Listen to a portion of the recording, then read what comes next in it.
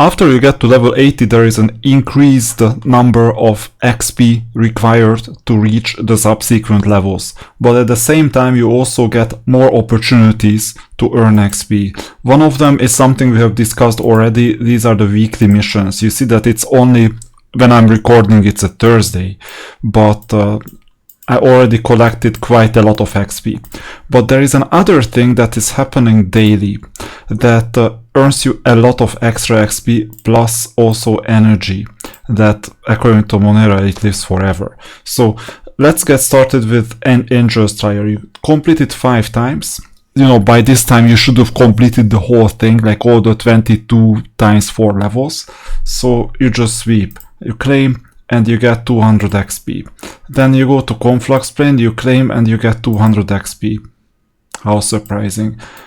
If you just log in, you get 200 XP. Crazy. Level Killer. You complete at least one level, which is like 6 energy, then you get back 7 energy. Crazy.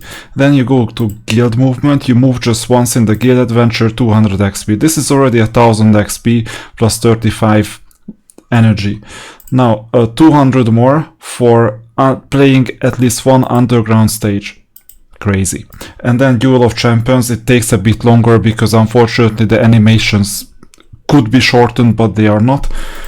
But you get another crazy 200 XP points. So altogether it's 1400 XP a day and 49 energy plus this nonsense currency that you don't need, or potions or whatever XP. You know, it's so crazy as well that you go to the Guild Adventure, you move, and then you go to an not obelisk, what is this? These 1000 XP buildings that in Heroes 3 it's 1000 XP building.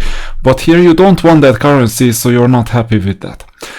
So player level is gonna be interesting until level 90. Let me show you the Year of Chaos wiki. There you can see what is going on. And you go all the way until level 90, where from 80 to 90 you see that initially it's like 8,400, and 90 it's already 52,000.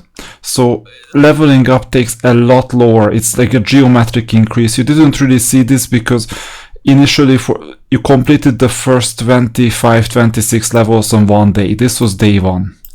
And then you went to like level 28, 30, 32 on day 2. And then level 40 to 45 was the first week, like end of the first week.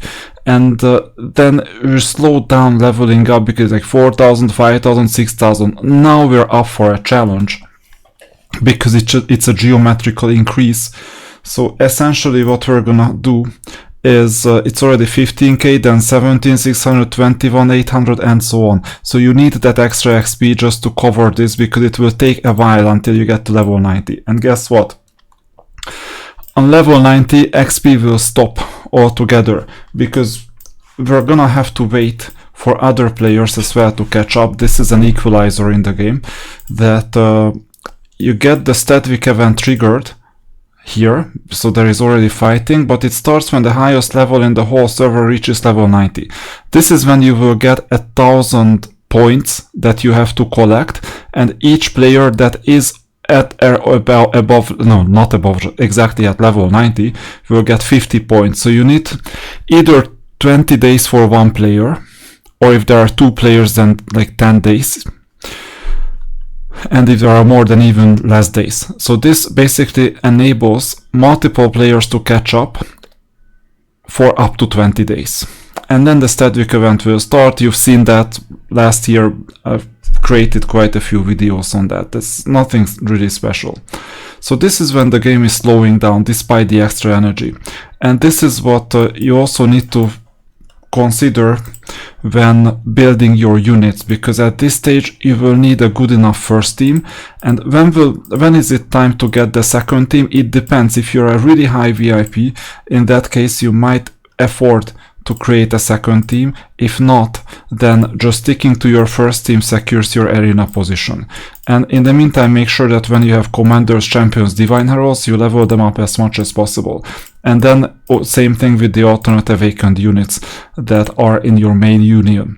So this is what you could do, and then basically spend the energy wisely. This earns you extra XP, and buying at least 2 energy a day helps, or also at most 2 energy a day, because you don't really need more. You're in it for the resources basically. And then this will continue. So you see that basically to get here it took a bit more than 10 weeks. And then to get to level 90, I would assume that time investment is quite similar. Last time when I did a VIP4 challenge last year, I think my first quitting was around level 88, my second quitting was around level 96, and it took, well, not the same amount of time for the level 96 challenge, but for the level 88 it didn't take as much as to get an account from, let's say, level 100 to 110. So things are gonna slow down, a lot of things are gonna dry up in terms of energy, and also upgrading the units are gonna slow down. So get used to this, and this is when you get an opportunity to really level up your account big time. So for example, now I think thanks to these extra energy I got to level 81, and obviously I need to level up the units as well. So this is what you would normally do. Also, don't forget about the weapons and everything else.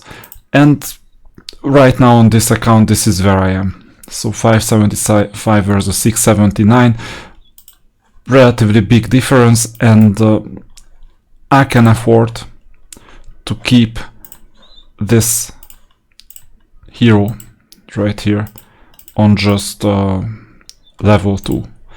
I don't even need to promote this hero. I'm waiting for Khalid basically. As soon as I get enough so that I have like 300 universal hero tokens left over, I will do the promotion. It's that simple.